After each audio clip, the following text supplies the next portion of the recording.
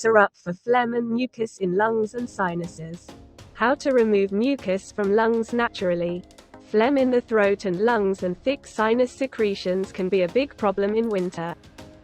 Simply snorting salt water into your sinuses won't completely get rid of the nasty discharge. There is a simple and easy homemade recipe for removing phlegm and mucus from the lungs. Natural remedy to clear phlegm from lungs and sinuses. White wine and brown sugar syrup for expectorating mucus. Place 0.5 cups of brown sugar in a large container, melt over medium heat, and heat until caramelized. Add 2 cups of wine and simmer for 15 to 20 minutes. A slightly thinner syrup than honey. Remove pan from heat, cover, allow to cool. Pour Phlegm Expeller Syrup into suitable jars, and store in the refrigerator. Take 1 tablespoon 3 times a day before every meal.